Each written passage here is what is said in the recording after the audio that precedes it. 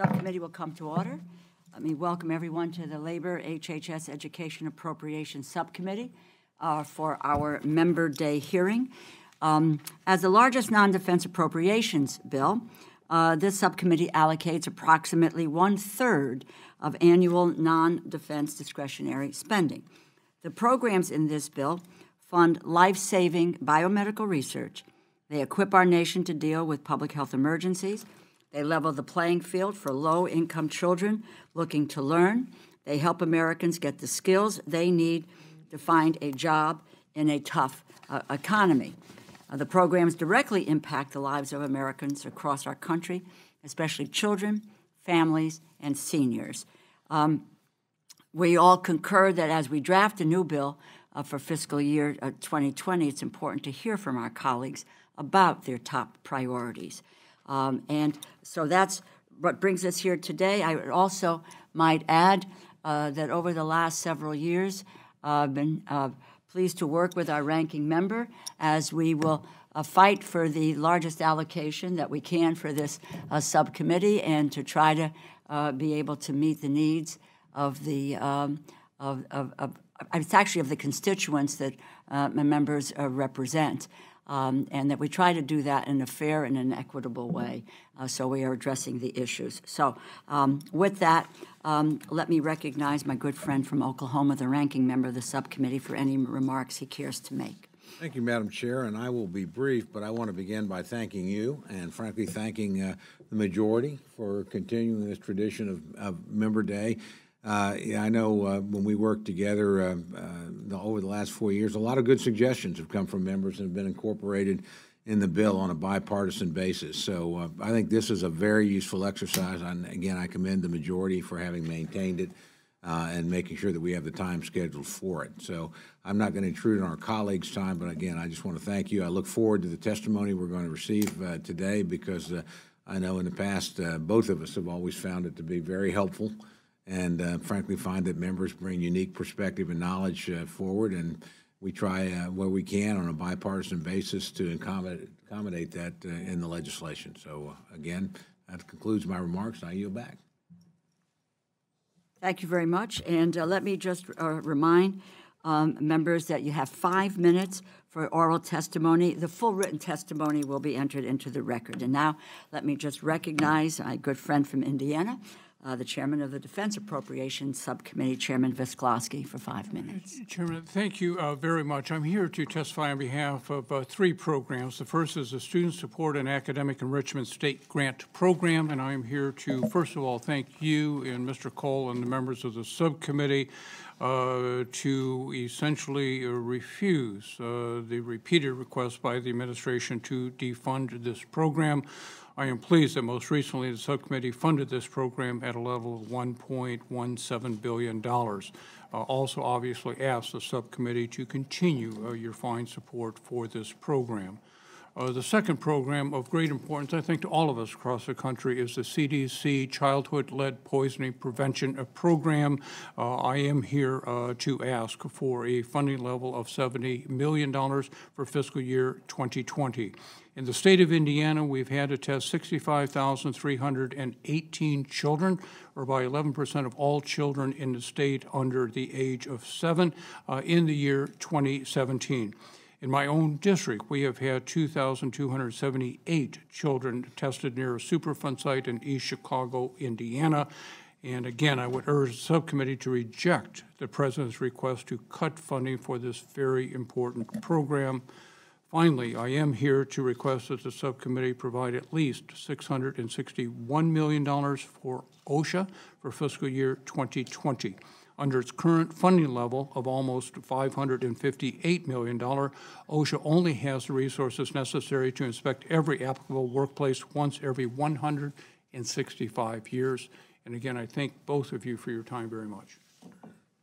Thank you, gentlemen. And let me just say that the issue of lead poisoning is one that is around the country. This is nationwide. In my part of the country, it's not about water, but it's about paint chips, et cetera, and we're struggling with that effort. The Student Support and Academic Enrichment State Grants have really been very, very helpful to localities in terms of broadening the environment for our youngsters to be able to learn, and whether it's STEM or it deals with mental health services or music or art, so forth. This is a solid program, and we want to make sure, as you do, that our workers are safe on the job. So appreciate, the testimony and the interest in these areas. And as the ranking member said, we do our best to try to make it possible for us to look at these things in a way that's going to be advantageous to your constituents. So thanks so very, very much. Thank you. Tom? Just quickly, I want to thank my friend for his advocacy. These are all worthy causes and things that we've worked on a bipartisan basis in the past. And just to make a point that I think all of us here in this room know, but for the record, what we're going to ultimately need is a larger deal involving our colleagues in the Senate and the administration, as well as both sides in the House. Otherwise, none of these requests we're going to hear today will become possible. We'll end up with sequester. And I know my good friend who chairs the ranking, or is the chairman of the Defense Subcommittee of the Appropriations, knows how devastating that would be for our military. It would be equally devastating for a lot of programs domestically as well. So hopefully those above us can come to an arrangement and we can work with them to implement it. Go back. Thank you. Thank you very much. Yes, I'd like to invite Congresswoman Betty McCollum from Minnesota. And repeat the same thing, Congresswoman, that 5-minute oral presentation. We will put your full testimony into the record. Thank you for being here this morning.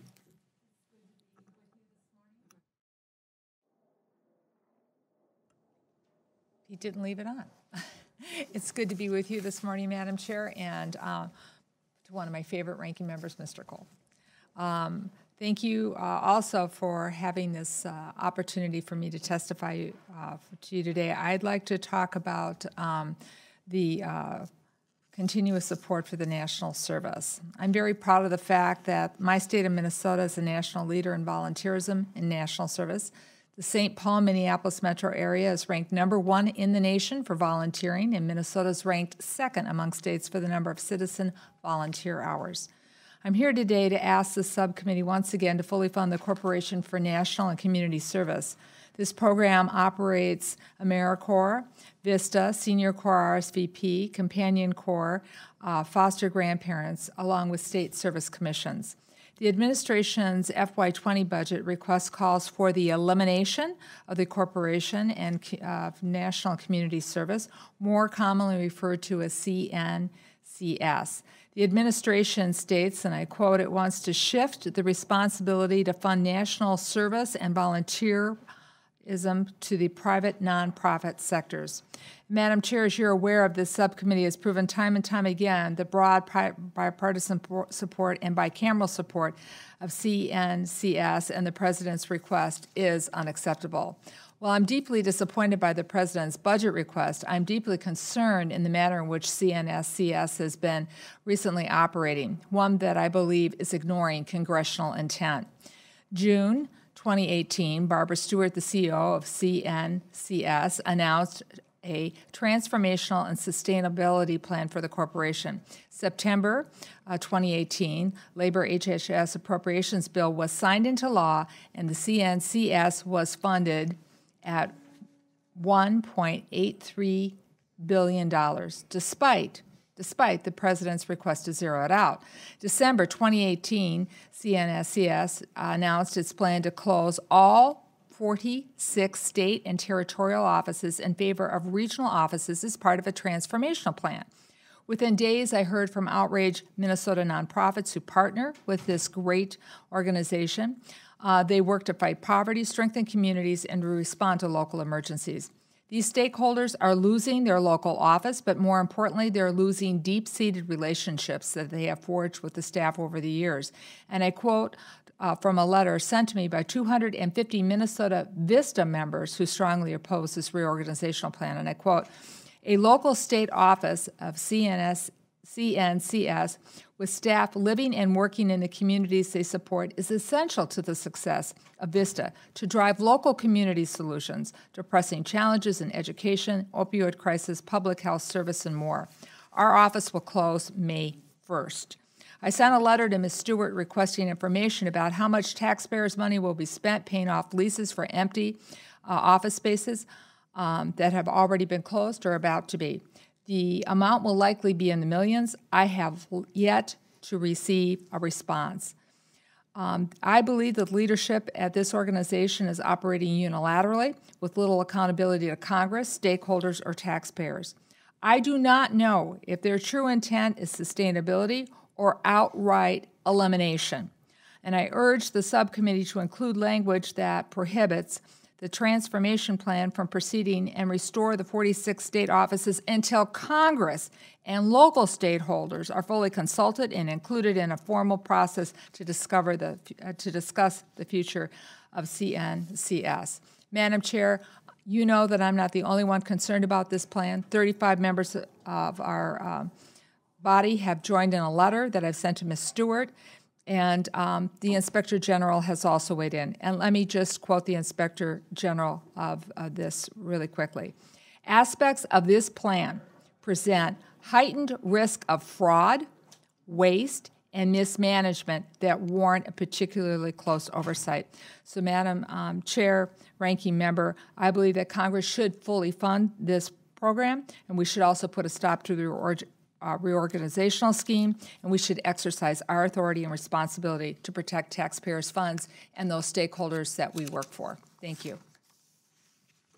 Thank you very, very much for the testimony on an area where there is, I believe, broad bipartisan support. When you think of the range of programs, AmeriCorps, VISTA, Senior Corps, RSVP, Companion Corps, foster grandparents, and the work that is done here with these programs that engages, it lets us focus on civic responsibility, engages people in a process that it is always strikes me as so short-sighted to eliminate such a program. I think I can guarantee you that this program is not going to be eliminated. I just say that to you because of I personally have been fighting for years to increase the opportunity and efforts for the national and community service. I would also say that I, too, have written letters on the issue of sustainability and that program and what it means, so we will be taking a very hard and a close look at that in terms of the this consolidation. I know it has drastic impacts on my own community and sake. So I think you're right in characterizing it as a sustainability or elimination, and I think that that's the answer that we have to come to.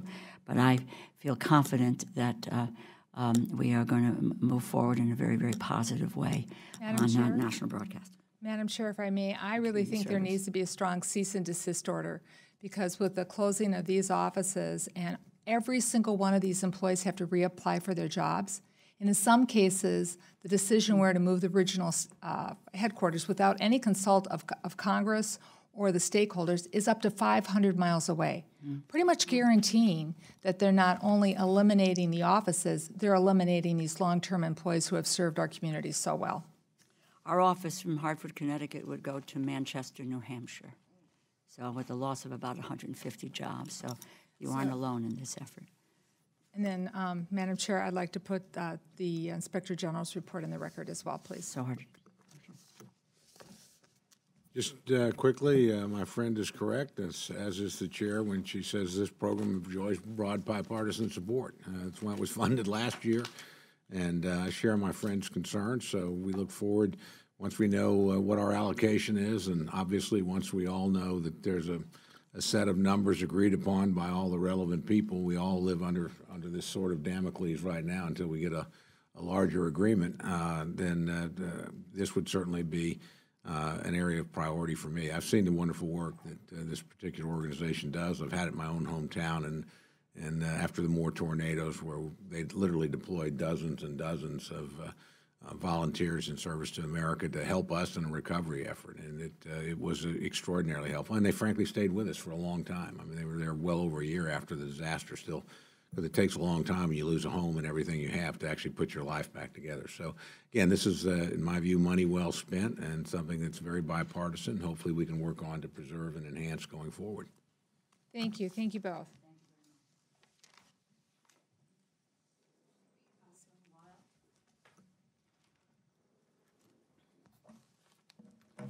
Also, we'll mention that your full written testimony will be placed into the record, and we'll recognize you for 5 minutes for oral testimony. Thank you very much. Thank you, Chairwoman DeLauro and Ranking Member Cole, for giving me the opportunity to testify before this committee on this very important issue.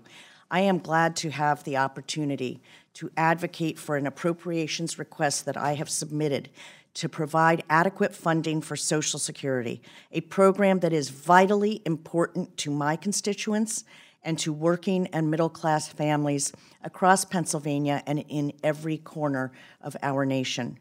Social Security is the federal government's largest single program.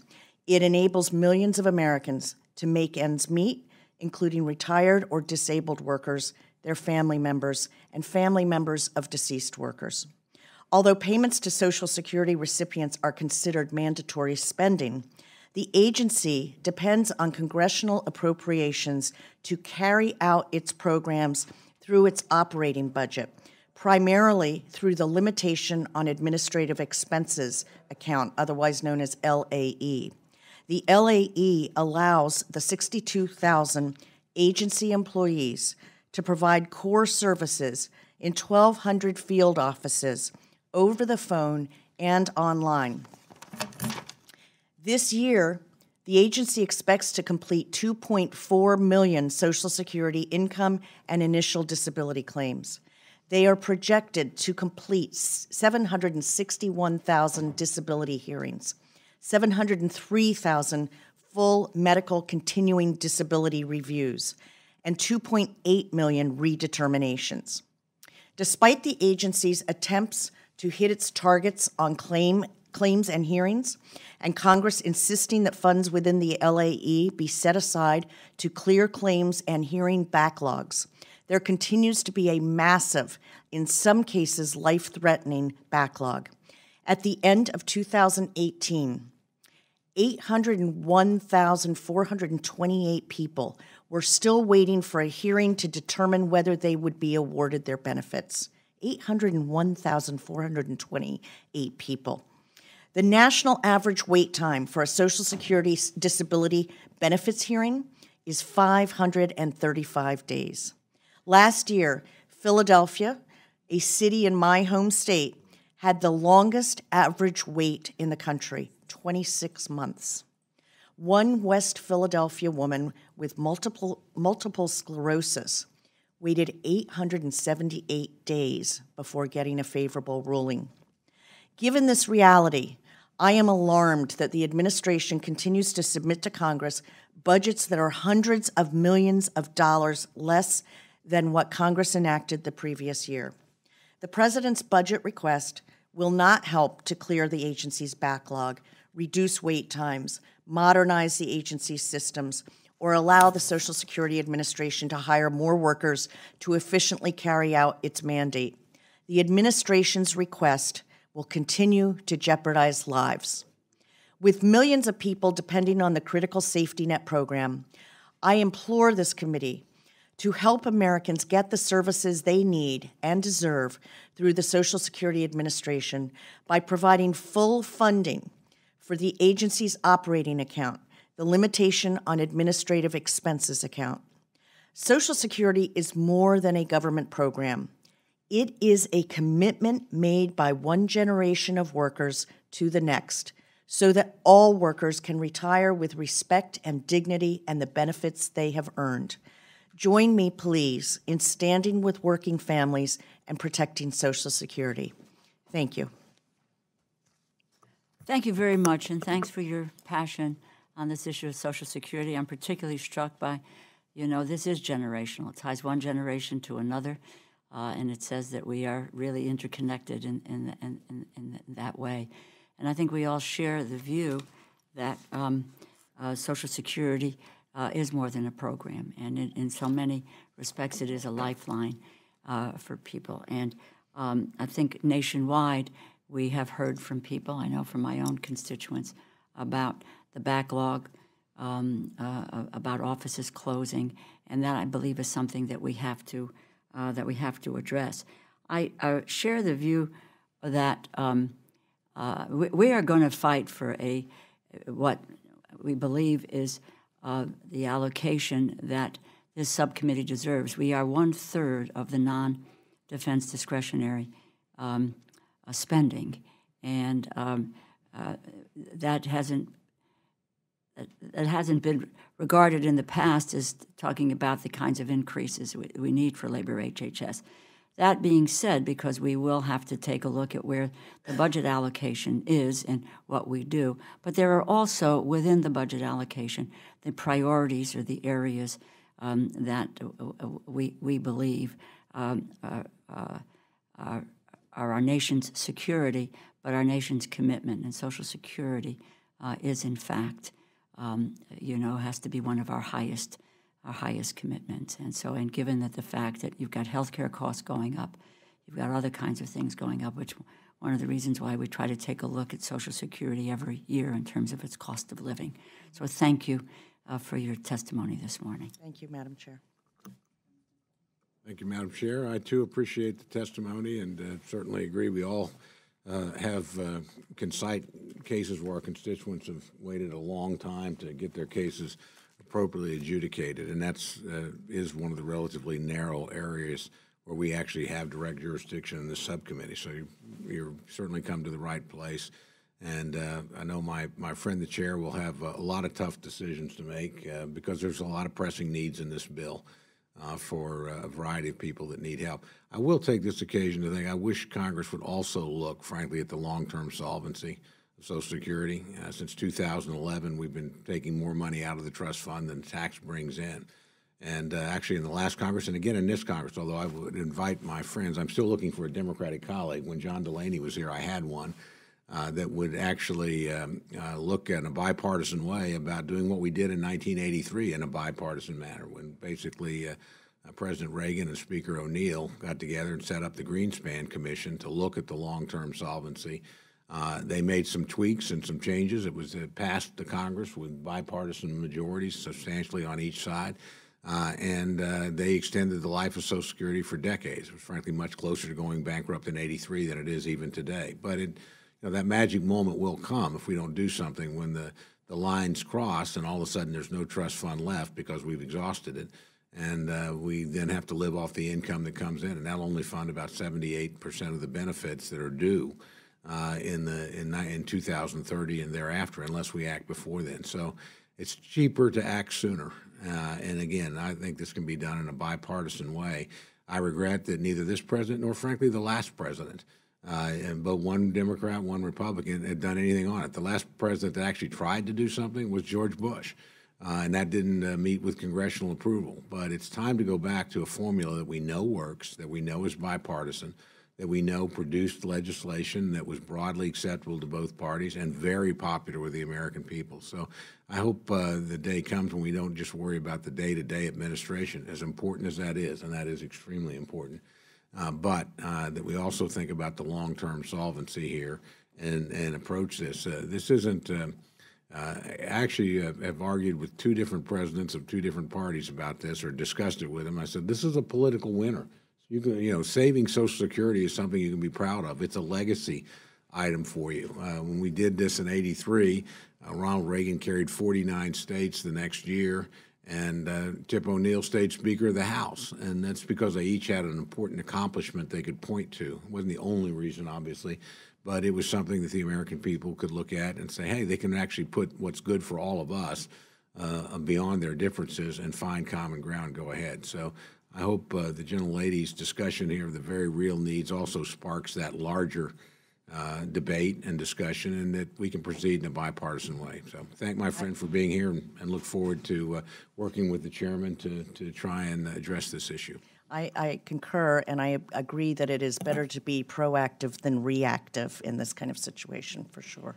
I would just only add that, and I think there are ways in looking at the sustainability and Social Security is sustainable. We are not going to continue as we have. We're not going to miss a payment to Social Security.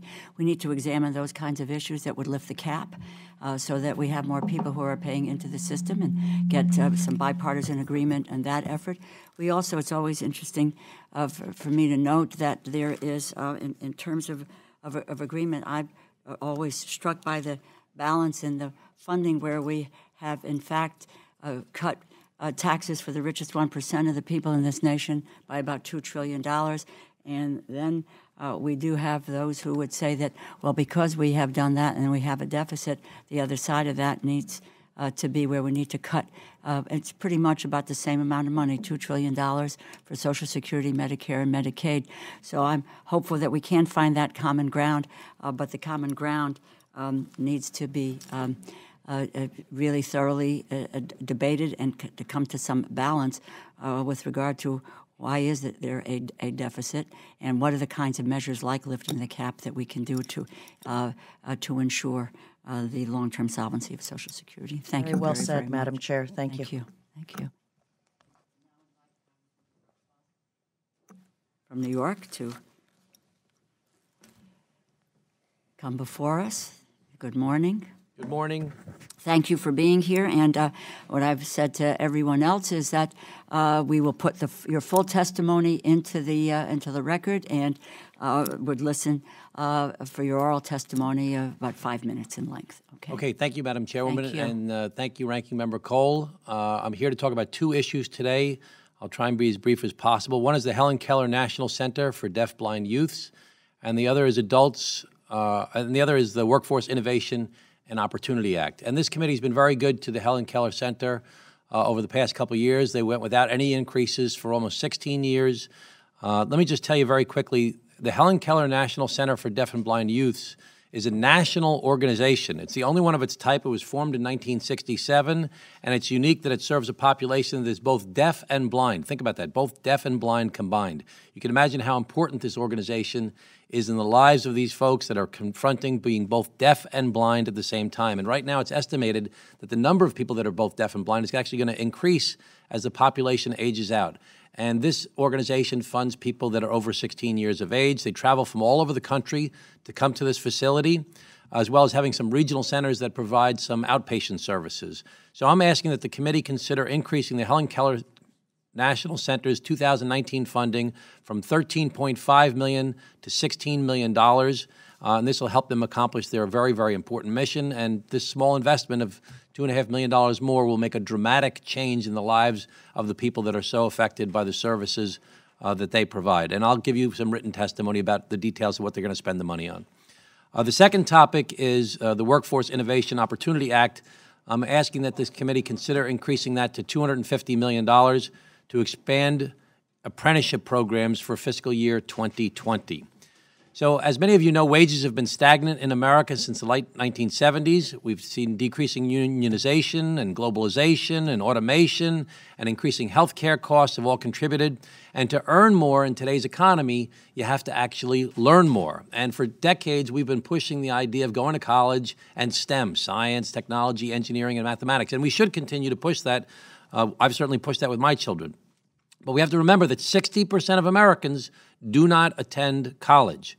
And we need to encourage more high schoolers and high school graduates to pursue non-college, post-high school apprenticeship programs so they can acquire the skills necessary to obtain skilled jobs as plumbers and electricians and carpenters and welders and computer machinists and radio quality control experts and radio frequency technicians and mechanics and much, much more.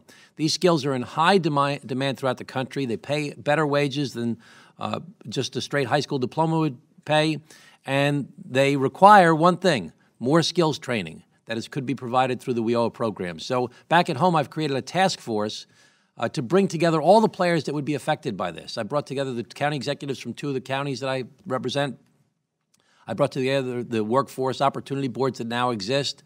I brought together the unions. I brought together the community colleges, the vocational schools, what we call BOCES in New York State, the training for high school, K to 12 really, all the different folks that provide different types of training.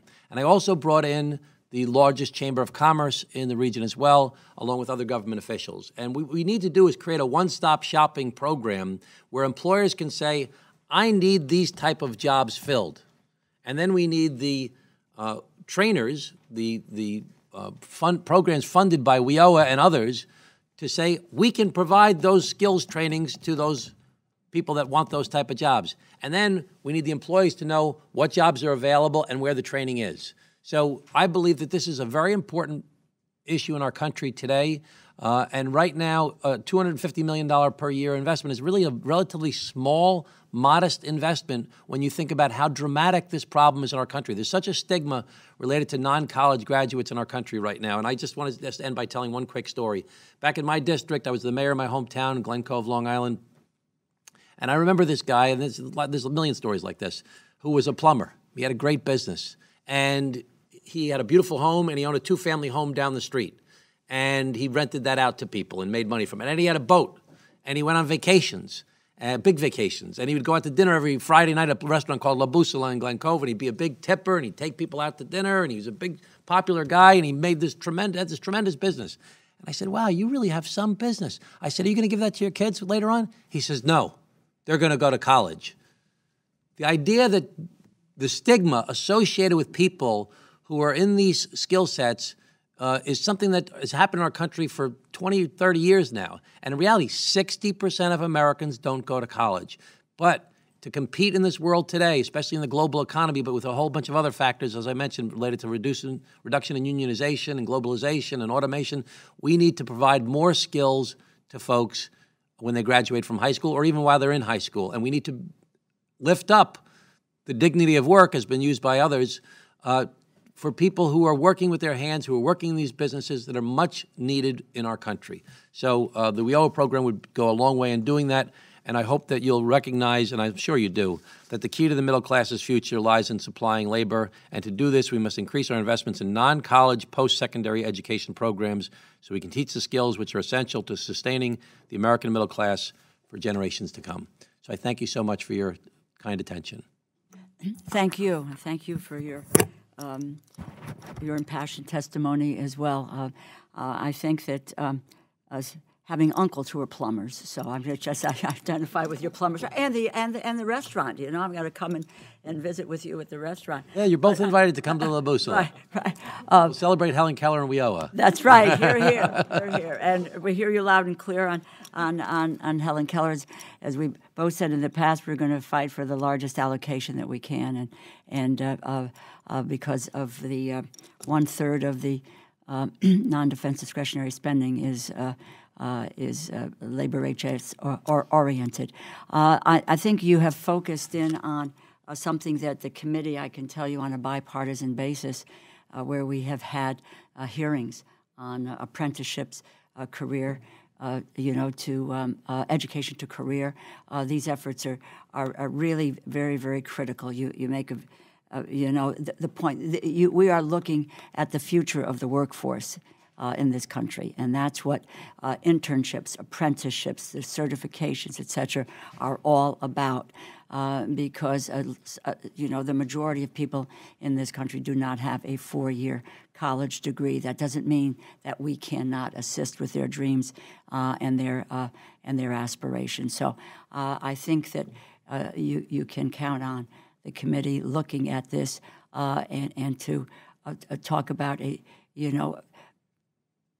public investment in this area is critical, and the investment in the partnerships that we can forge with business and with community colleges and others to make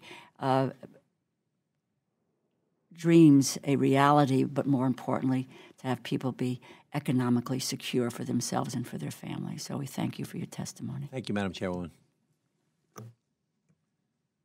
Thank you very much, Madam Chair. I want to thank my friend for coming, and I hope he knows. More importantly, I hope your constituents know it, and the people that depend so much on the Helen Keller Center, but it was your advocacy at this very member day last year that led to the increase for that agency. And this is a big bill with lots of different moving parts and lots of accounts, and this is an important function. It's a comparatively small account, and obviously what's a $180 billion bill, and you really brought it to the attention of this committee, and it made a difference. So I'm glad to see you back here again, and the advocacy was effective last year. In terms of your second point on WEO, couldn't agree more. And we had increases last year, and while this subcommittee has some disagreements with the administration, it's actually an area they want to make some more investments in as well. And very, very bipartisan. And I don't think he'll be here today, but I know our good friend Representative Thompson from Pennsylvania also submitted testimony in this area as well. He always comes down here and supports this. So my friend's point is well made. Most Americans won't go to college. There's a whole range of skills that we need to provide them so that they do well, and there are a host of opportunities for folks, as your good friend, when you need a plumber, Congressman, you don't need a plumber. You need a plumber right now. And but that's the point. There are lots of good jobs out there if we'll make investments in people, and people choose a variety of different occupations and train themselves in different ways, and we need to be flexible and make those things available to all comers. So I appreciate my friend's advocacy. Certainly we'll be working with the chair in these areas to see if we can do some things that help precisely the kind of people that you're here to advocate for. That is, those with disabilities that need the help, and frankly others that need the opportunity and don't need to be left behind in a sort of one-size-fits-all educational system that is designed to end up with a four-year college degree. Lots of other ways to make a good living and contribute. So, and this committee takes that responsibility in a bipartisan sense very, very seriously.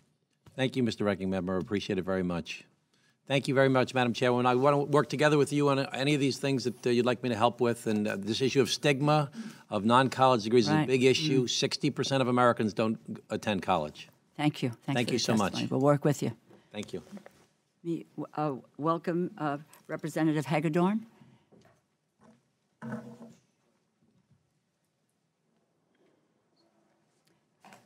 Thank you so much for being here, and just to let you know, your written testimony will be placed in the record, and we'll recognize you for 5 minutes of oral testimony. So thanks so much for being here. Madam Chair, thank you for the opportunity. Ranking Member Cole, it's a pleasure to be here. Congressman Graves. I'm coming today just to talk briefly about funding for the NIH and also funding for some of our opportunities to maintain good help and work in our rural communities. And I happen to represent southern Minnesota, which is a great part of the country. And we have wonderful rural institutions of medicine across southern Minnesota, but none more outstanding than the one in Rochester, Minnesota, the Mayo Clinic, the preeminent institution of medicine in all the world. And it's quite the thing. Our town of Rochester, about 115,000 people, and every year, literally millions of people roll in there from all around the world, kings, queens, presidents, diplomats, dictators even. Everybody wants to go there because it's some fine medical care. But Rochester and Mayo, they have three shields, they say at the Mayo Clinic. The one is medical care, outstanding. And then the other two that some people don't always realize is education and research. And it's on the research side that they work hand in hand with many institutions, and they get some funding from the NIH, and they're doing wonderful things with that funding. And you probably heard lots of testimony about how the investments that you made in that area are helping people with life-changing situations. Cancer could be helping prolong life, help people live better lives. And so I would advocate that you try to fully fund as best you can those programs to continue the research in those areas so we can help the American people and help all of mankind, because lots of what we do in the United States is piggybacked all around the world. And today I'm joined by three people who happen to be in my office just this morning from the Mayo Clinic. Students, we have Tyler, we have Lindy, and Naz. And they happen to be students at Mayo, and they're kind of along these efforts that they're really trying to move forward to say, let's not just train doctors, let's not just train scientists, let's train doctors who are scientists in all 3 of them are working in those areas to be both. And pediatrics, could be Alzheimer's research, things of that nature. And I think it's a wonderful program. It makes a lot of sense. So I can tell you that the investments that you made are true to form. Right behind me, right there, these 3 youngsters, and they're going to go on to do great things, not just for Mayo, but for all of us. And another area that's important to our district in Minnesota and elsewhere is the concept that postgraduate work, we keep people in our communities, especially the rural areas.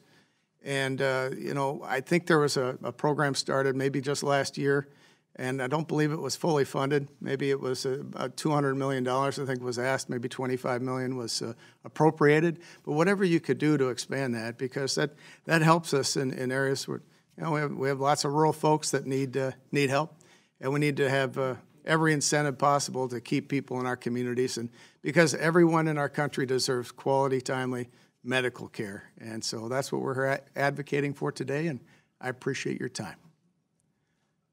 I appreciate your time in being here, and offer congratulations to the youngsters, as they are, behind you, really. Compared to me. Right, well, and I'll speak for myself and compared to me as well, but thank you, and thank you for your pursuit of excellence. I'm particularly committed to research. I'm a survivor of ovarian cancer some 33 years ago.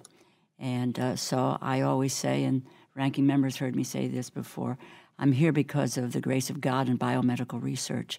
So I appreciate all the great work that the NIH does. Like Mayo, I represent Yale University, which has has received many grants for discovery from the NIH, and in fact have made discoveries through that research. You'd be happy to know that in a bipartisan way, over I think the last 4 years, that we have increased the NIH by about $9 billion, and there is bipartisan support for the NIH, and because it's that research, it's the discovery which allows us to save lives, and that's what we don't have any higher calling in this institution, any of us who hold these seats, than to be able to look at the ability to save lives. We also want to make sure that some of the other areas that were within our jurisdiction that have to do with health-related issues are being able to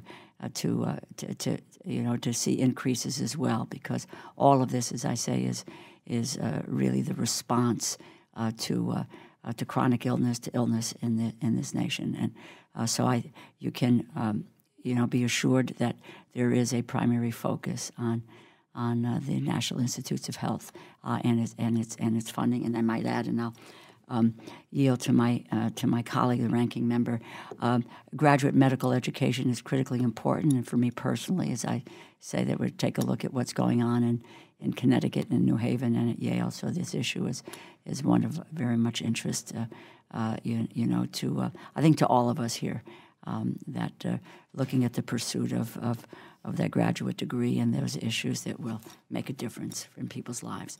I'm going to yield. Thank you very much, Madam Chair.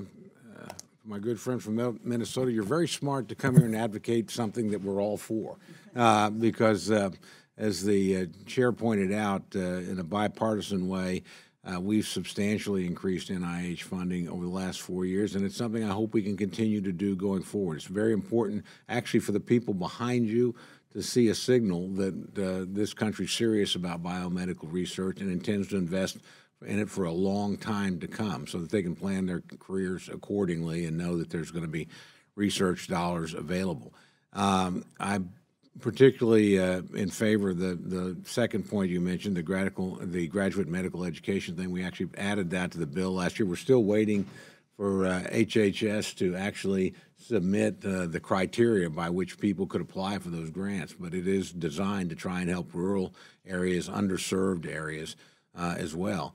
To show you the serious commitment here, our chair is leading us to the NIH, I think Monday. Well, this committee next week or sometime next couple of weeks. Yes.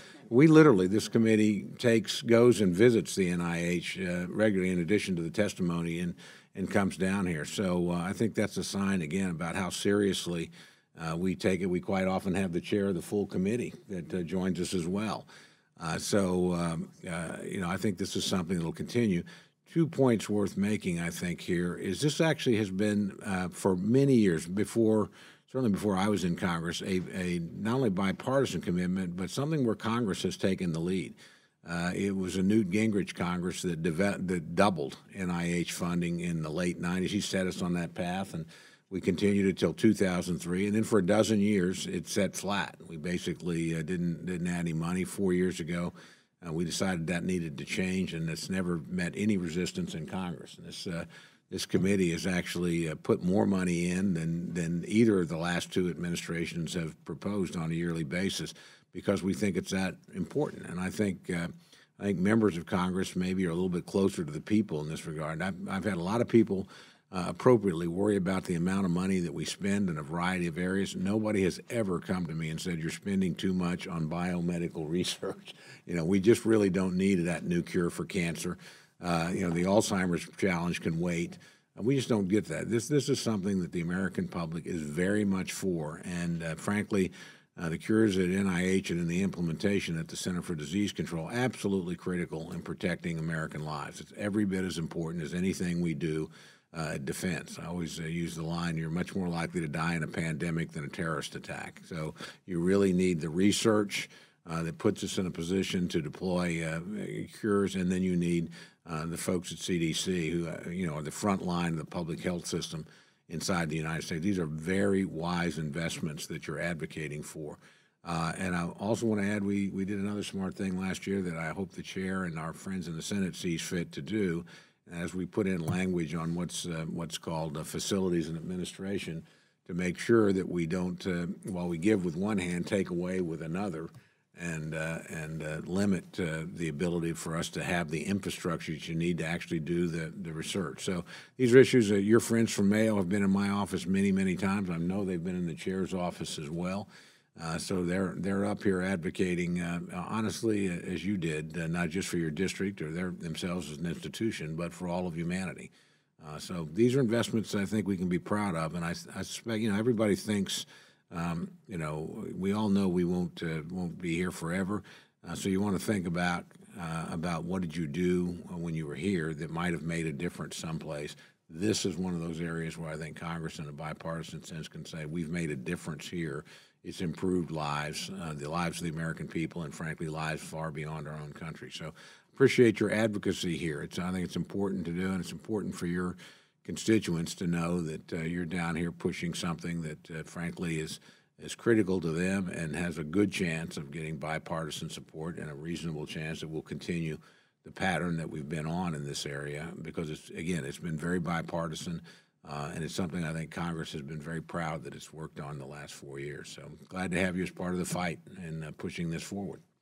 I want to thank you. Also, I'm going to ask your advocacy, the advocacy of folks with Mayo and others. We do know that, and the ranking member and I both know, that the president's budget has called for a $5.2 billion cut in the NIH. You heard where we are on this issue in a bipartisan way, but we're going to need the voices of all of our members, and we're going to need the voices of, I always point to, you know, you've got a lot of very, very well-meaning people who sit in this body on both sides of the aisle, but it's the external pressure that moves this institution. You are the external pressure, so I hope that you will help to galvanize whatever support we need to have in order to push forward. Thank you. Thank you. Appreciate your leadership. Thank you for being here. Can I ask Congressman Khanna, please step forward?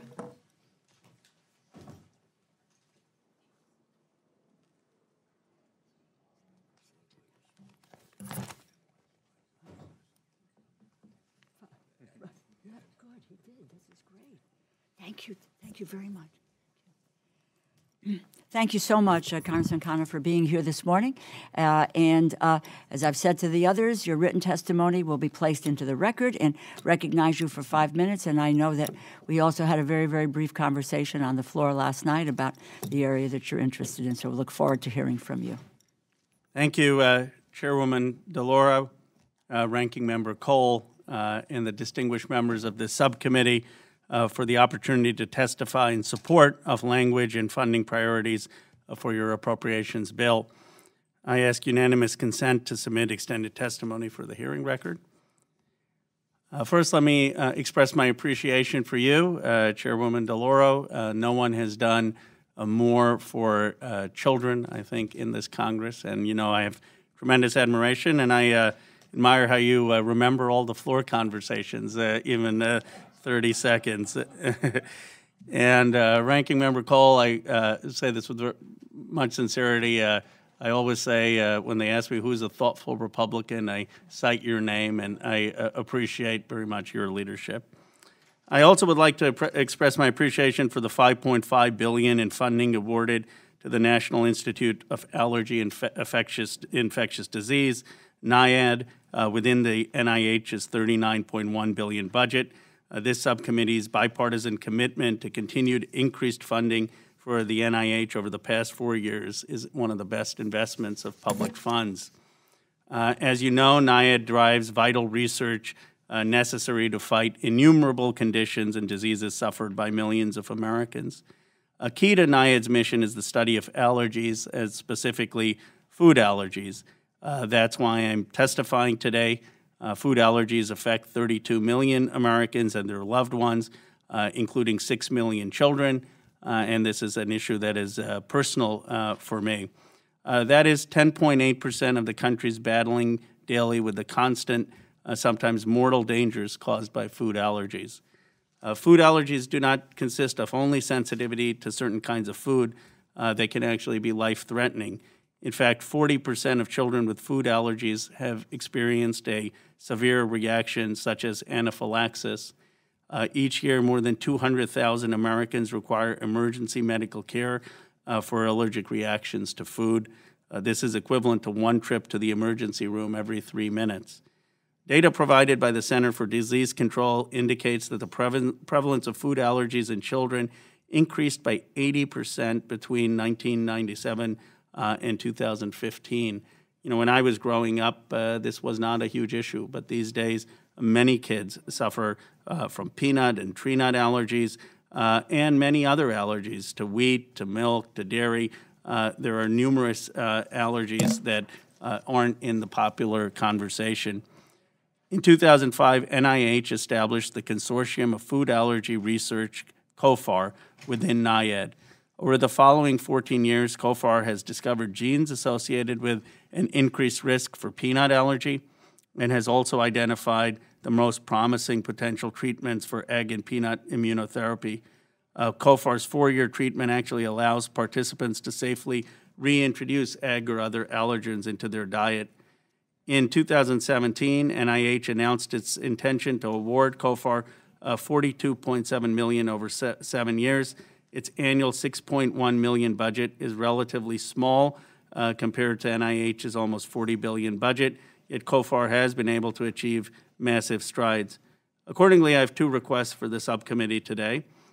First, I request respectfully that the subcommittee report accompanying the final bill that I have submitted be included, acknowledging the groundbreaking work of COFAR and encouraging robust investment to expand its research breadth and network.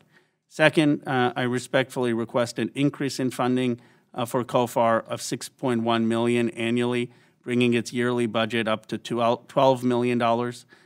With its relatively low current level of funding, COFAR has been able to accomplish breakthroughs in the under-researched field of food allergies. It's crucial that we continue to invest at proportional levels given the scale of this condition afflicting 32 million Americans, 6 million of which are children. Chairwoman DeLauro, Ranking Member Cole, I know of your commitment to NIH, and I know you do everything you can to fight for increased funding. I hope this could be one of the considerations in your budget. Thank you very much. I think you make 2 very good points. I mean, we have seen the increase in food allergies. I, for one, am lactose intolerant, so I, live with that. But it's not. I'm not in danger in the same way that I have watched, other families try to cope with what you call potential mortal issues and anaphylactic shock. so forth. So I think right years ago we didn't, you know, who knew, if you will. But now we have the science and we have the technology and we have the discoveries that have brought this to light. And it's interesting, even if you go into airports and where you go in where there's food, et cetera, they tell you what's in the product now, whether it's got gluten or whether it's dairy or tree nuts or so forth. So there is much more of a heightened awareness around all of that. And with regard to that heightened awareness, we need to have the heightened ability to try to deal with it. And disappointed in seeing the president's budget, which cut back food allergy research. And we'll take a very hard look at that.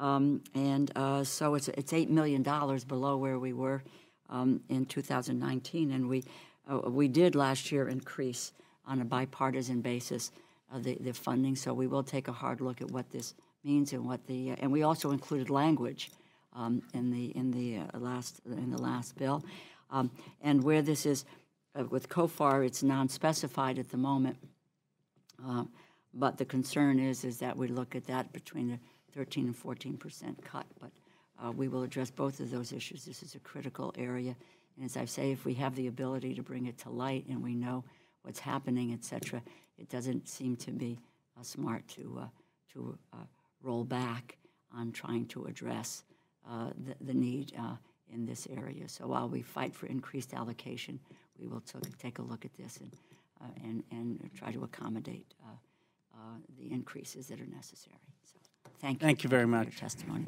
I want to thank you for coming and to return the compliment for your thoughtful testimony and what you bring to the floor each and every day as a member. You are one of our very best members.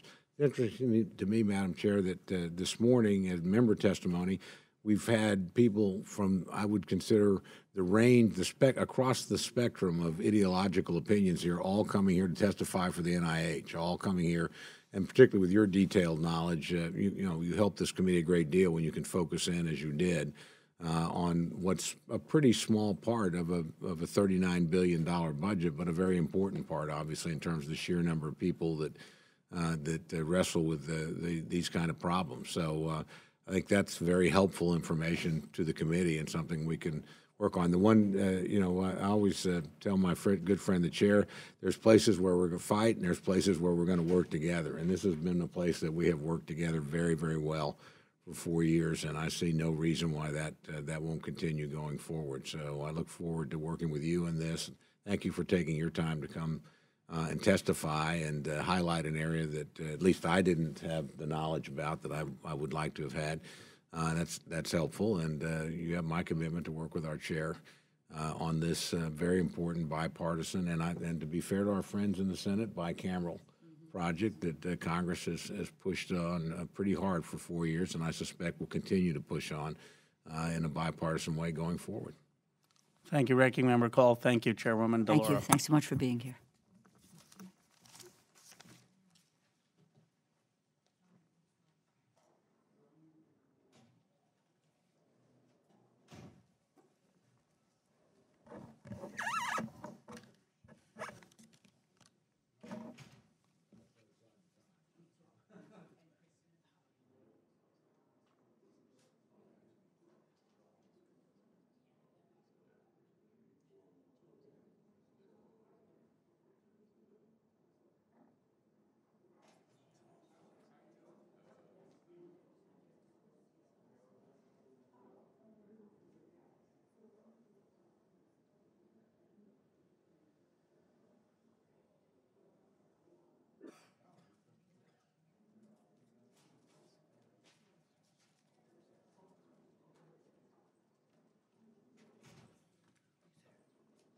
Let me invite Congressman Smith to come. Listen, we've got your time. Yes, Congressman Smith is going to come up. If you're here, we're going to hear from you. Yes, that's right. Thank you. Mm-hmm. Welcome. I appreciate it. Wonderful to see you. And can I just say something else? It's on a totally different issue. Thank you for your dear colleague on paycheck fairness. Okay. Thank you so much. Appreciate it. I believe in it. Okay. It's easy. Thank you. It will pass. I hope it makes it. Yes, today's the day.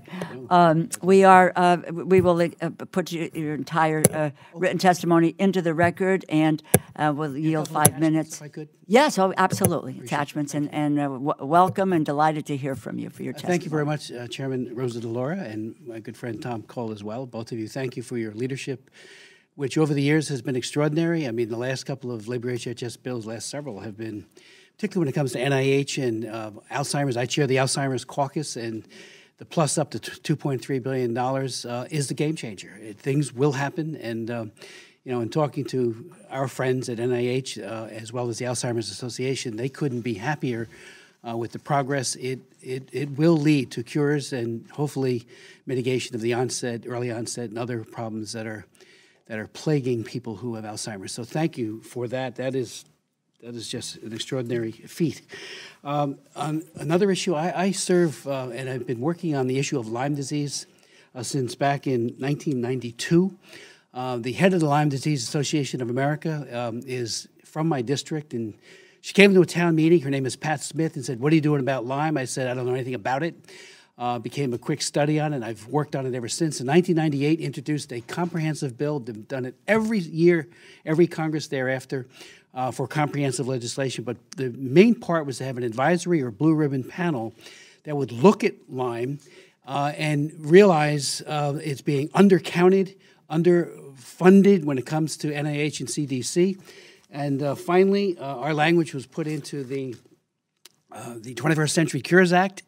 And the first report that came out is a blockbuster report of missed opportunity over the years, and an engraved invitation to each and every one of us to really plus up CDC and NIH on Lyme disease to make a difference. It is the disability and disease that is the most underfunded of all of them, according to this report. And it is getting worse. The co-infections from other vector-borne diseases are multiplying very, very rapidly. Every state of the union has Lyme. It is often, to this day, misdiagnosed, sometimes multiple times by doctors. So I would make a strong appeal to significantly fund it, increase it, CDC and NIH. CDC is now spending about $13 million on Lyme. That is wholly inadequate. And again, that's not just me talking. That is the advisory committee, Dr. Benjamin Beard and others who have sit on that, and he's from CDC, will tell you more money is needed. So I do hope you'll work on that. On autism, as you probably know, back in 1997, 98, I introduced the first autism bill. It became Title I of the Children's Health Act. I've written 2 laws since called Autism Cares, and we have 1 pending now. Again, what I'm asking here, 1 out of every 59 children are manifesting autism. They're on the spectrum. In my state, it's 1 out of 32. It is epidemic numbers. So I would ask you if you would at least maintain the current funding for autism, $260 million for NIH, which I think will help to make a difference. If you could put more in, obviously it would be great. Duchenne, I want to thank Tom Cole. Last year, he put report language in asking for additional funding for this Duchenne muscular dystrophy, I should say. I have 2 organizations and 2 young boys in my district, and 2 organizations that built around it, their families. And I have to tell you, the work that they've done, in raising money themselves, has been extraordinary. One of the groups, Ryan's Quest, has raised over $2.5 million through fundraisers for research. We spend about in the 30s. Hopefully it's going to be much more, and that's what that report language asked for, and I do thank you, Mr. Cole, for that. Dystonia is another issue, and I've gotten to know a young woman in my district who has that totally debilitating disease. And the NINs are the ones who walk point on that. We really do need, hopefully, to provide research, not just stable, but perhaps more funding on that as well. Finally, not finally, but I'm almost out of time, on the cord blood issue, I introduced that bill as well. It was signed into law in the year 2005, reauthorized again to provide cord blood transplantation. The breakthroughs that have been made in the area of cord blood stem cell research are extraordinary. 70 diseases now are either mitigated or actually a resolution of the disease when a transplant of umbilical cord blood occurs. It is the breakthroughs are extraordinary. And it's been married, as you know, my last bill, law, married it with the whole idea of the great work that Bill Young had done. And we actually named it after C.W. Bill Young's cell transplantation program. And we're asking for $30 million at least for the cord blood inventory. And we've never reached the appropriations level of what is in the authorizing legislation. So I would, ask you respectfully to take a look at that. And finally, on an issue, I know we disagree, Madam Chairman, although Ranking Member Cole and I would agree on this, but I would ask and make a strong appeal that the Hyde Amendment and other pro-life language be retained. The President has made clear he'll veto any bill that in any way weakens or nullifies existing law. Barack Obama, during his 8 years as President, signed into law every single yearly, whether it be through a continuing resolution or a labor HHS bill, language that continued those pro-life riders. One thing that's underappreciated is that the Hyde Amendment has saved well over 2 million people who are living today. When money is not available to facilitate abortion, the estimates, and there are at least 20 peer-reviewed studies that show this, some of them extraordinarily credible, that the numbers of children who are not aborted goes down, and those people are anywhere from 40 years old to 39 years old, because obviously Hyde's been around for a little over 4 decades. I did see a movie last night along with a few others, and I would respectfully ask that members and staff take the time this weekend to go to a theater and perhaps see it, or get the CD when it's available.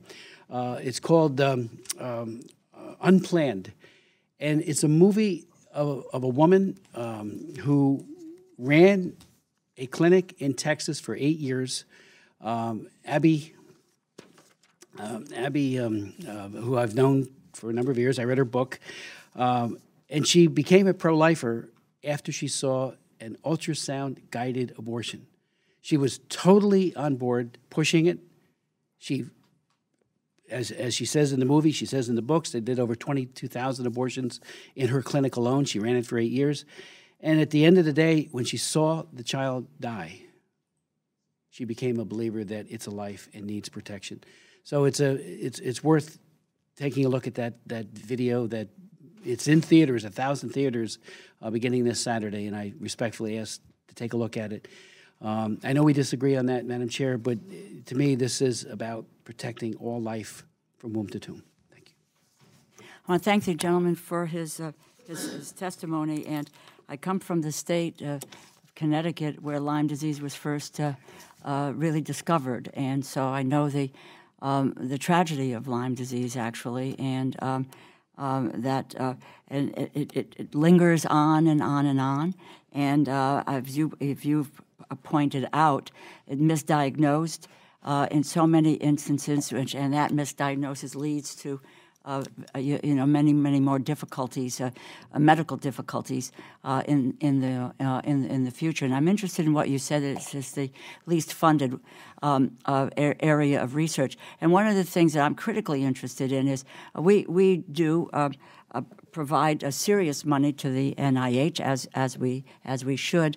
But more recently, we've taken a look at some of the big blockbusters, Alzheimer's, which we concur, where it's going, the Brain Initiative, the Moonshot, several other areas in which we are appropriating funding. I want to take a very, very hard look, and I said this earlier, you didn't hear me say this, at those areas and those institutes which over the last several years have not kept up with the kinds of research that we, and I believe we need to, in looking at some of these areas which are very serious in terms of their health repercussions that we're not now addressing because they have been underfunded in some way. So I'm going to try to take a look at everything that we do at the NIH and look at some of these areas as well. And we're all committed to the NIH. They will be here next week. Actually, there are two things. They're going to be here next week to testify, but and I think we've mentioned this to you. We may have mentioned it to your office, Ranking Member Cole, that we only usually get the 6 or 7 people who come up. What I'd like to do is to be able, at another point, is to get the remaining institutes to come up and to let us know about their work, their research, and what are the areas that we can potentially look at. You mentioned autism, which I've spent a lot of time myself on it, and you've got a champion here with Congressman Cole on Duchenne, so forth. So the issues that you outline are uppermost in taking a look at as we proceed. We clearly, on the last issue, have differences of opinion. I respect yours, and I know that you respect mine. And you know, we're all supportive of life issues and so many areas that we engage in our responsibilities here. So I thank you very, very much for your testimony. Thank you. Thank you very much, Madam Chair. Just quickly, I must say, it's pretty shrewd to send out a dear colleague to the chair's principal signature piece of legislation before you come here and request. That is there's a reason why you operate so effectively in this body and have for so many years. But he has supported that since it was introduced. No, I would not suggest anything else, but it was, I thought, boy, what a happy coincidence. I wish I thought of something like that. To my friend's point, these are all worthy causes, but I want to take just a moment, Madam Chair, and really compliment my friend for the kind of member you are. I mean, frankly, when I had the privilege of chairing the subcommittee, it was almost like you were a member of this subcommittee in the sense that you brought such knowledge in so many areas. And I think it's why you're a really good legislator. I mean, you tackle big issues that people care about with a great deal of passion, a great deal of energy, and a great deal of bipartisanship, which you've certainly shown throughout your career. I always tell people that you're a member's member, honestly, in just the way that you legislate, the way you carry yourself, the contributions you've made in a very, very broad range of issues in Congress since you were elected in 1980.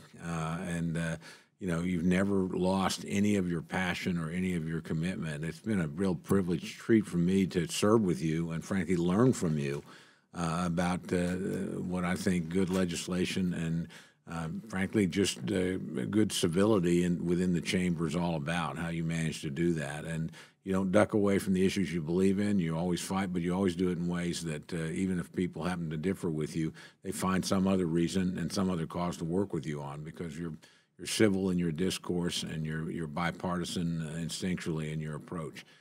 So these are issues I look at. I applaud the chair's I think wise decision to look more broadly at NIH and to look at some of these other areas. We all know there's a whole range of things, and we only have limited amount of time and resources. But I think my friend is right that this bears some additional scrutiny. And again, I want to thank you, my good friend from New Jersey, for bringing these kind of issues in front of this committee and other committees of jurisdiction.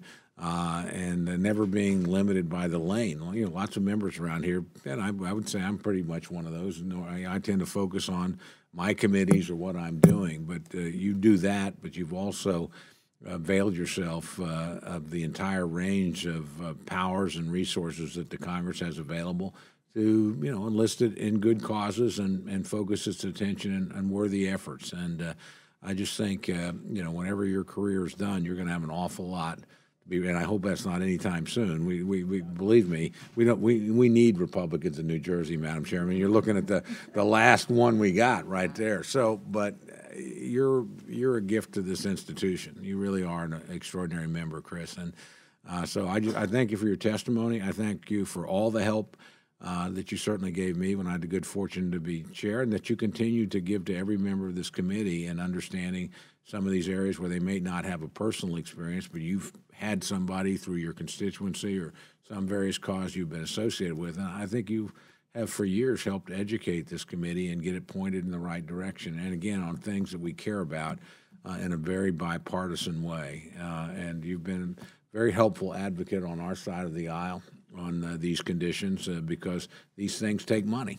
You know, you've been willing to put your vote where your voice has been on many occasions and help in that tough job. And so for that, I'm very grateful. I think this committee collectively appreciates your effort and again, the manner in which you work on the issues that we focus on here each and every day. It's a credit to you and to your constituents.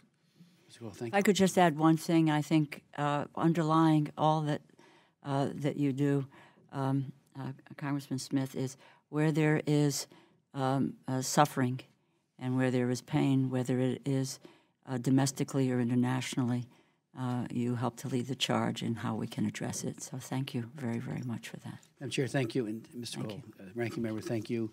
You know, what both of you did last Congress, especially with NIH, at a time when calls for huge cuts were on the table, and you increased it by $2 billion. It was extraordinary, a feat, heroic, and it is making a difference in the lives of so many. And I can't say it enough. What you did on Alzheimer's, you know, it's the game changer, and we're going to see real changes, and I think soon in the realm of Alzheimer's. And I know you did it together with the Ranking Member and now as Chair. No, So amen. thank you so very much for your so leadership. Much. Thank you.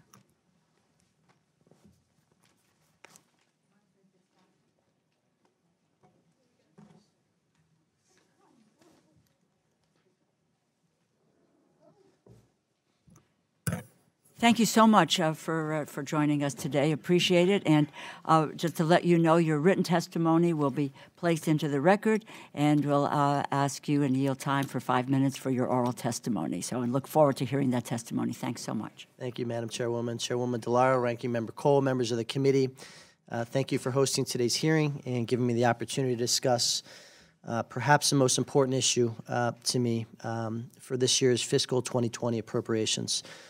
On September 15th of 2016, at the age of 7, Philomena Bean Stentardo was diagnosed with DIPG. DIPG is one of the most devastating cancers with a 0% survival rate and a median survival of 9 months from diagnosis.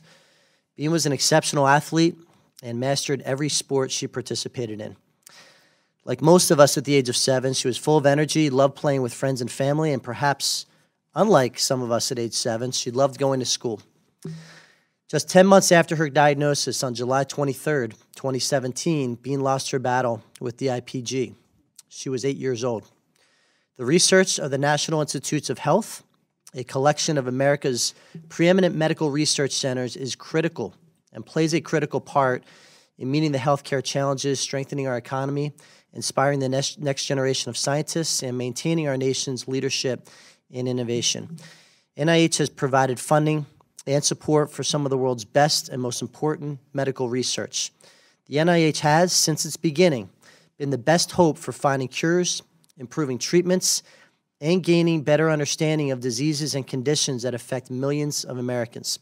I encourage the committee to double the amount of funding for cancer research at the NIH, but to reach a minimum of $10 billion in fiscal year 2020 for the National Cancer Institute, with a significant percentage of those funds focused on pediatric cancers, and specifically to research for an effective treatment and cure for DIPG. I'm also encouraging the committee to increase funding to the Pediatric Brain Tumor Consortium, and specifically a 25% increase in funding aimed at cancer strategies through pediatric brain tumor research. Investing in research for a cure for cancers like DIPG will lead to curing other pediatric brain cancers and eventually nearly all cancers. As the committee looks for ways to increase the speed of research, especially with respect to data sharing, I encourage you to look to organizations which have already developed systems and methods which can expand the scale accordingly.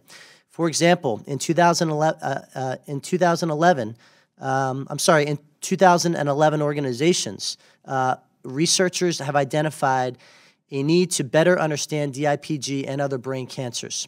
Frustrated by a lack of information and collaboration, they started a partnership which now consists of 110 institutions in 14 countries and over 80 foundations and chapters representing hundreds of patient families working together to share data. Out of a patient diagnosis rate of approximately 250 per year, this partnership is already sharing 1,400 patient data sets. Before the DIPG registry, the largest sampling was around 70 patient data sets. With data sharing comes the need to protect patient privacy and standards for uniform collection.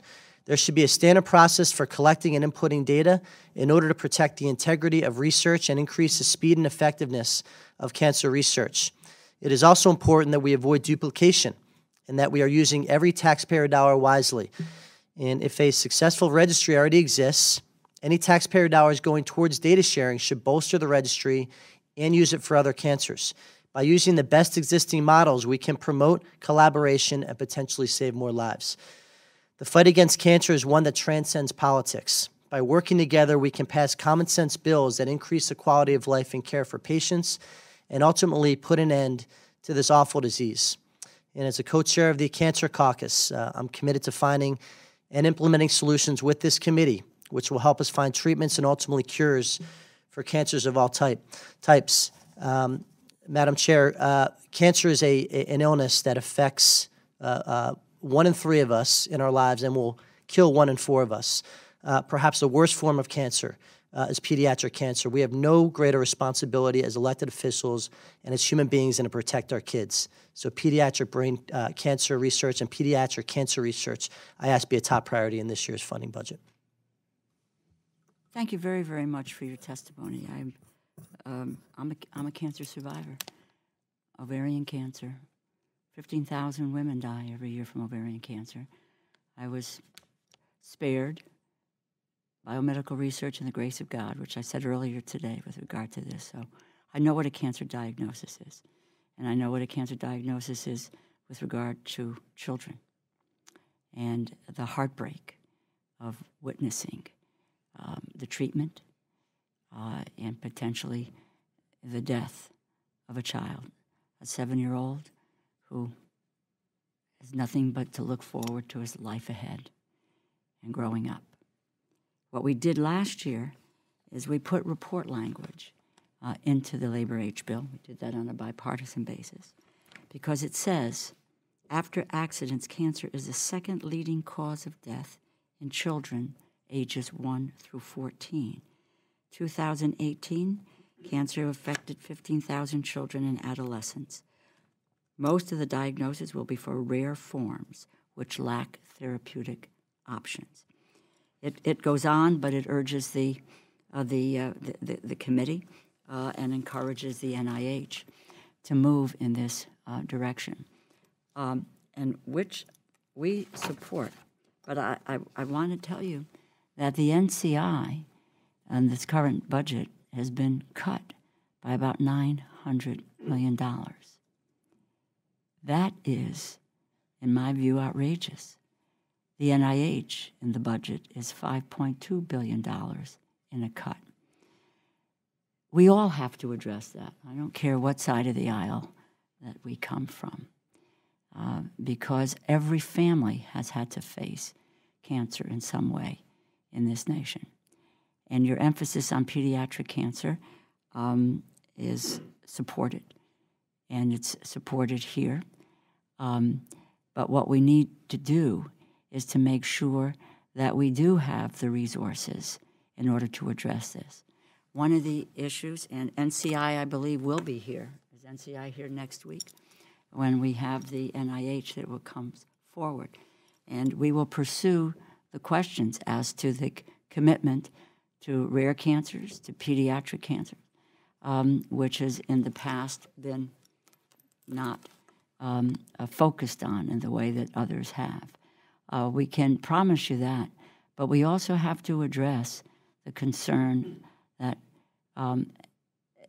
we fund the NIH. We have increased funding for the NIH $9 billion in a bipartisan way over the last several years. And with your help and the help of others, you have the caucus, that what we need to do is to mitigate against those who would want to cut back from the NCI and the NIH and look to the areas which have not been focused on in terms of research for the future, because these children are our future, and it's our job to make sure that we give them the chance. I've been given a second chance at life. These children need a second chance at life, and we have the capacity to do that in this institution and in this subcommittee. So thank you so much for what you are doing and for bringing this to our attention, and I'll look forward to working with you. I thank the chair very much, and I thank my friend for being here.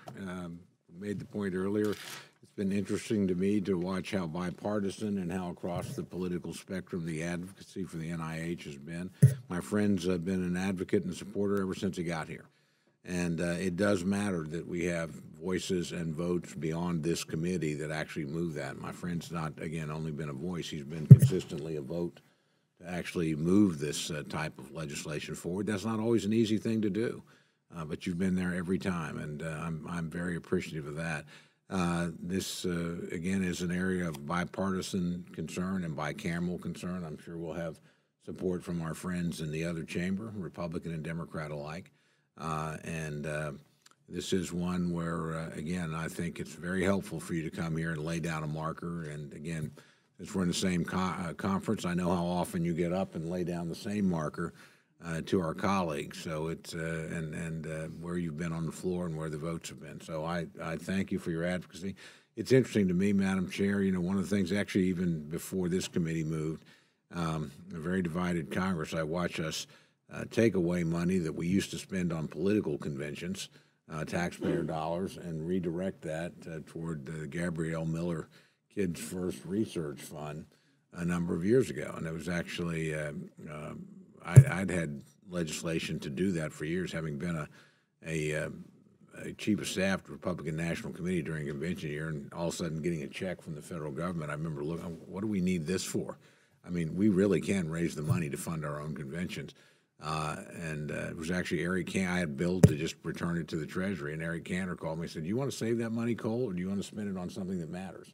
And it was our colleague Greg Harper that had a bill but was looking for a means to fund it, and that's what we used to fund it. It passed through here overwhelmingly because, again, concerns about the issues that you're bringing forward transcend the normal political lines, and they're where we're at our best, frankly, as a Congress and as a people.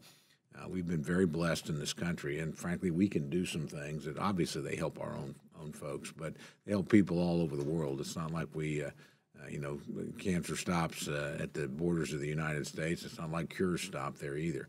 We're able to do some things, and we should take advantage of the unique blessings that we have and be a leader here.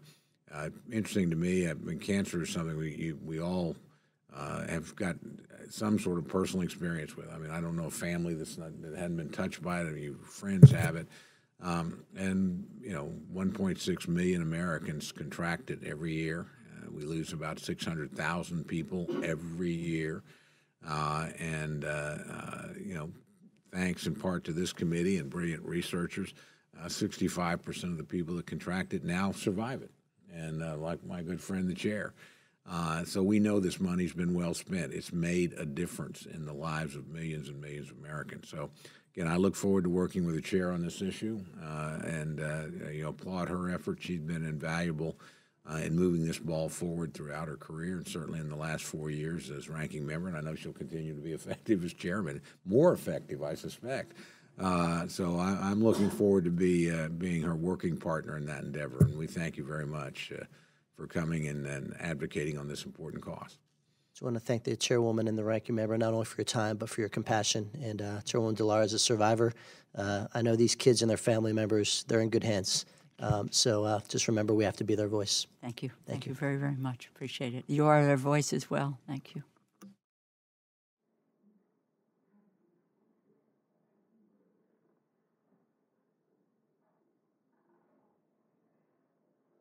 Thank you so much for being here today. Appreciate your taking the time.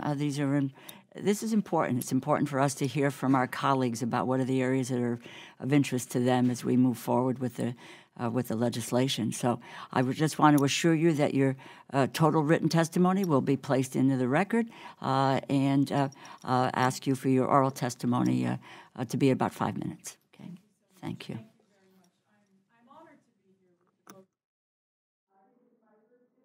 With Mr. Cole. Oh, I'm sorry. Oh, okay. As a member of Congress, so I appreciate you. Chairwoman DeLauro, Ranking Member Cole, and members of the subcommittee, thank you for this opportunity to speak about some key priorities in the Labor, Health, and Human Services Education Appropriations Bill. It's an honor to be here today, and I appreciate the hard work that both of you always do. My district is blessed with over 300 days of sun per year and abundant wind. I urge you to support the swift transition to clean energy and away from fossil fuels that damage public health, which will create millions of high-wage jobs by investing in worker training and retaining programs. To prepare students for the 21st century, I encourage you to improve teacher effectiveness, support low-performing schools, and focus on proven efforts to improve student outcomes. Our nation's future depends on making sure that college is possible regardless of zip code, skin color, or family wealth. I urge you to increase the maximum Pell Grant to make colleges more accessible, and I know this because I would never have graduated from college myself if it weren't for Pell Grants. I'd also like to ask that you robustly fund Title III of the Higher Education Act to provide essential support to minority-serving institutions, including tribal colleges, and Title V, which furthers the educational opportunities of Hispanic Americans. Families should not have to choose between paying their energy bills and affording other necessities like food and medicine. As you know, more than 6 million low-income households, many of which include children, veterans, seniors, and individuals with disabilities, rely on the Low-Income Home Energy Assistance Program, or LIHEAP program, to keep them cool in summers and warm during cold winter nights. While energy costs have risen, LIHEAP funding has steadily declined, leaving many families unable to cover their energy costs. I urge this committee to ensure that families have the resources to cover their basic needs by providing $4.7 billion for the LIHEAP program.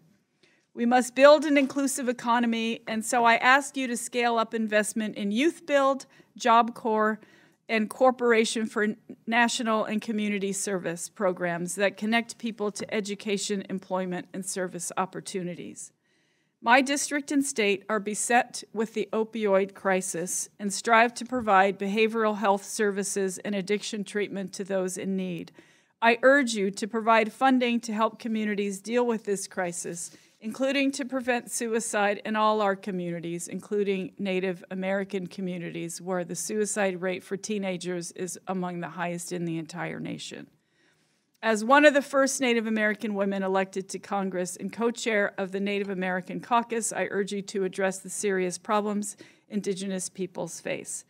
The federal budgetary need for American Indians, Alaska Natives, are unlike any other constituency because tribal nations have a unique government-to-government relationship with the United States.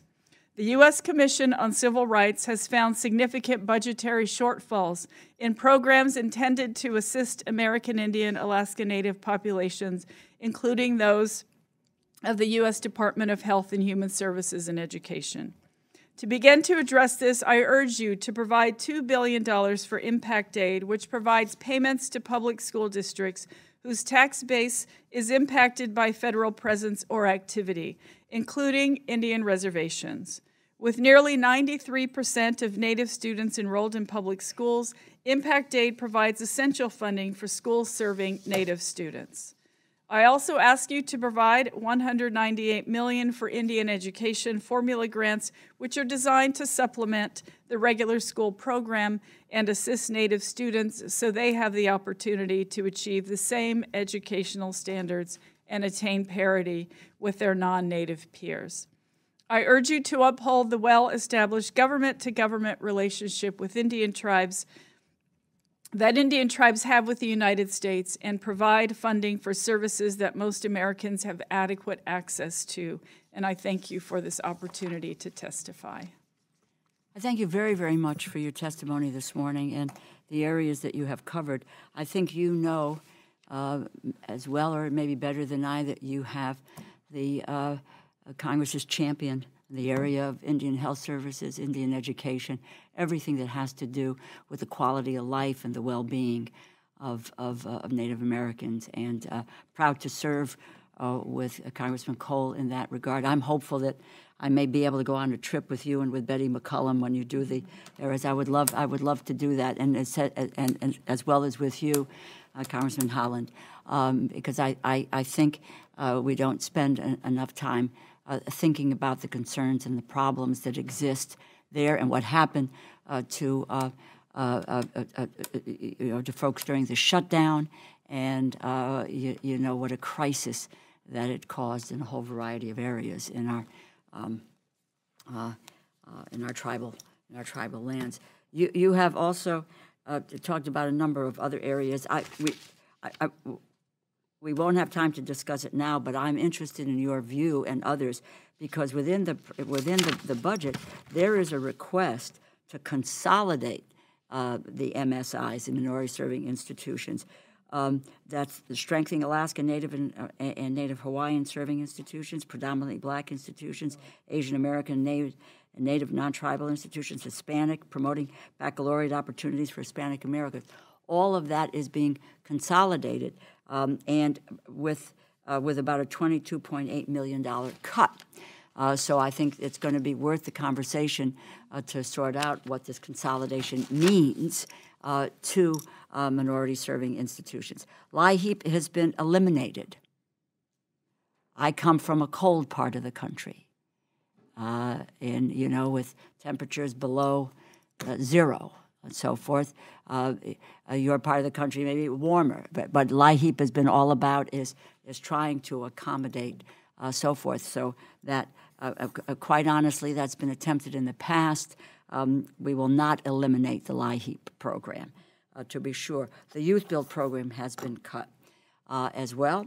Impact Aid, and while that affects you, and I know the ranking member, it affects me in Connecticut because of the housing issues and federal housing program. So once again, Impact Aid was channeled for cuts the last time around, and we addressed that issue.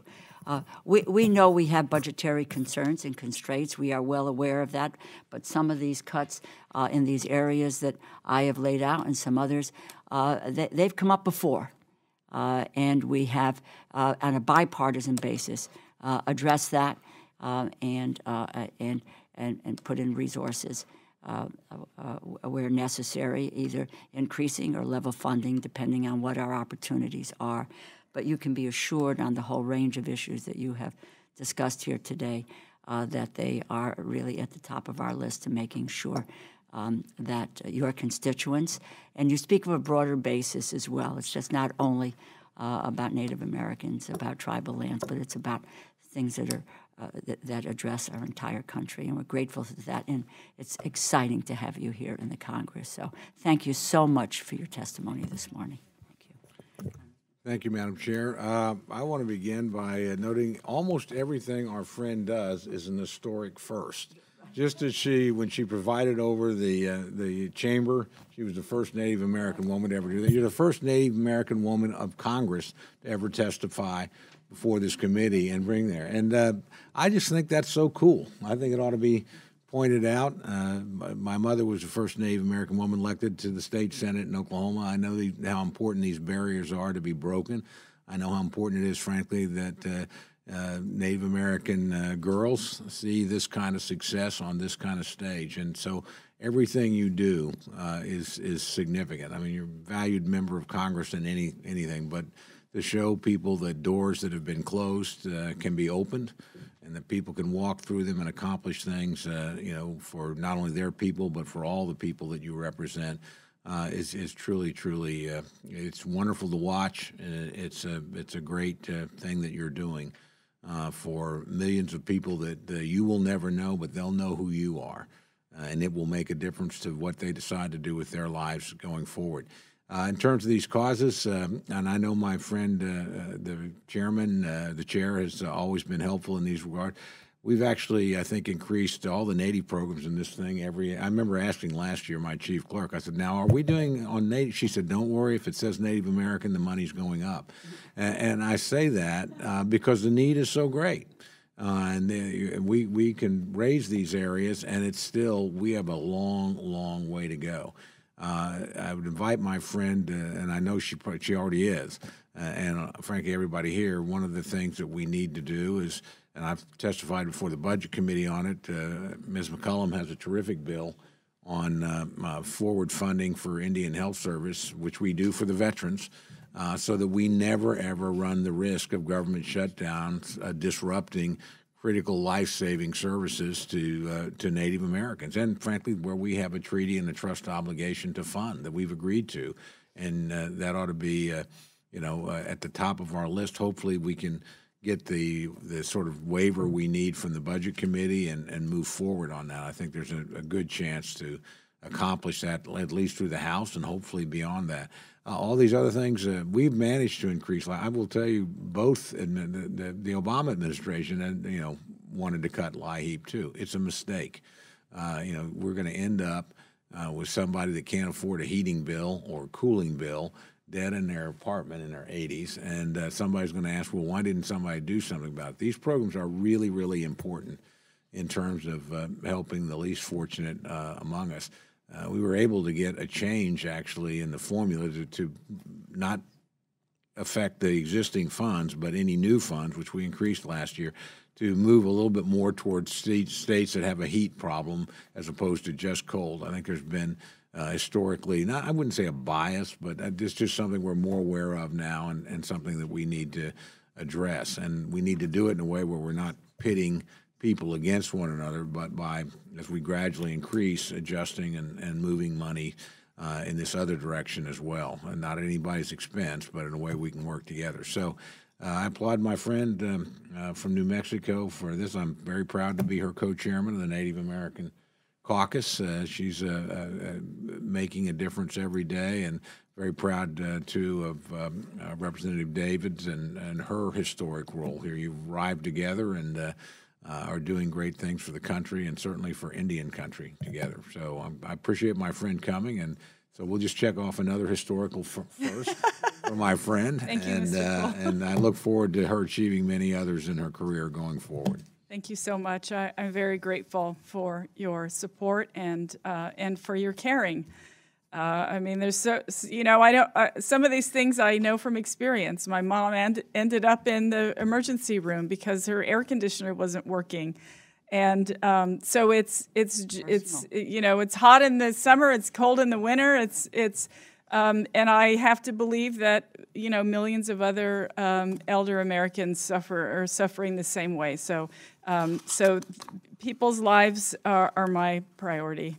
I think I can say. It should be all of our priorities. I would just add, we have a program under SAMHSA, the Mental Health Services Agency. It's called the National Child Traumatic Stress Network. Ranking Member Cole knows about it, and this is about kids who are exposed to violence or victims of violence. And what we did last year is we increased funding for that effort, and not enough in my view. We took $1 million of it, and for Native American children, it's mental health issues, and I think that's an area that we ought to try to carve out in some way. So that we also did, as you know, a portion of the money went to mental health services for the children who are unaccompanied, who were separated at the border. And we also tried to deal with the children in Puerto Rico who's really with a devastating hurricane. There were children, I went there, and they were afraid to go to school because they were afraid if they went home, they wouldn't find anyone home. But I think these children who are in need all over, and so let's work together on increasing that funding. Thank you. Thank you for coming this morning.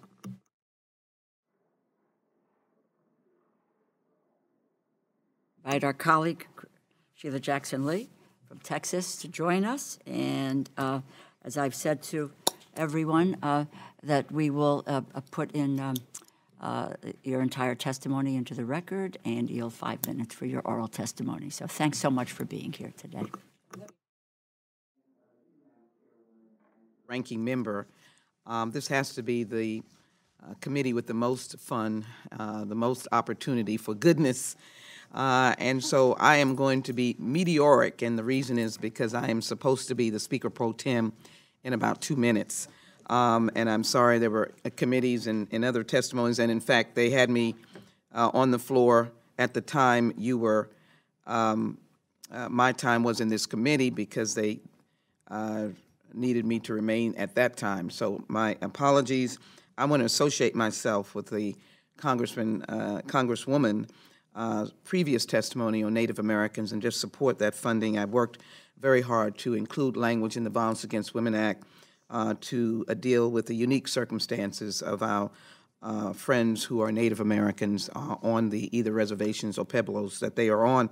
I wish to highlight educational opportunity and health and research and security.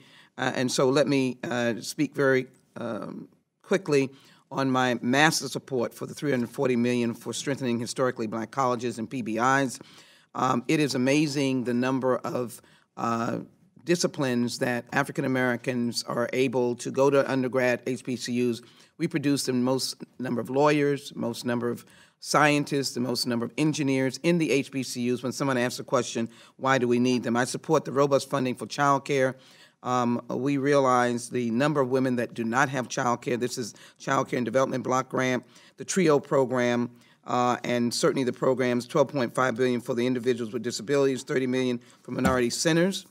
And I want to emphasize the $42 million for the historically black colleges capital financing. You know, we as members of the Congressional Black Caucus worked on that over the years. We thank this committee for seriously recognizing. I had to give a historical speech about historically black colleges. Most of them are colleges founded and their structure in the 1800s. So they're not recent new bills. They may have opportunities from state legislatures to get a building here and a building here, but their basic infrastructure, and I've gone to most of them around the nation, is old. And it is wonderfully old. It is historic, and it should be preserved. But students are going to classes there, and they need internet, and they need technology, expanded technology. I support the $15 billion for Head Start. I have Head Start facilities in my district. It's extremely important. I am a champion for the community health centers, $5.25 billion. We've seen them grow in Texas. We've seen them grow across the nation. They are the best access matched with the Affordable Care Act to health care when you can walk out of your house and go down the street and have good health care. The National Institutes of Health, National Institute of Minority Health, that was one of the first amendments I had when I first came to develop culturally sensitive health care, $310 million, $36 billion. Certainly want to support $35 million with the childhood lead poisoning. It is an epidemic in my district, as it is in many others, and the reason is because older housing stock. $15 million for violence against women, and then, of course, the $55 million for homeless veterans reintegration program. I certainly am working with HUD. I testified for them to include more money for the homeless, period. You cannot go into any city. I'm not going to just say my city. You cannot go into any city without seeing the homeless with their tent cities and others. We've got to find a solution to that. I will let the rest of my remarks be reflected in my statement, and I am very grateful to this committee. I do want to just end on this note. This committee, Energy and Commerce, so many of us can find good solutions to health care.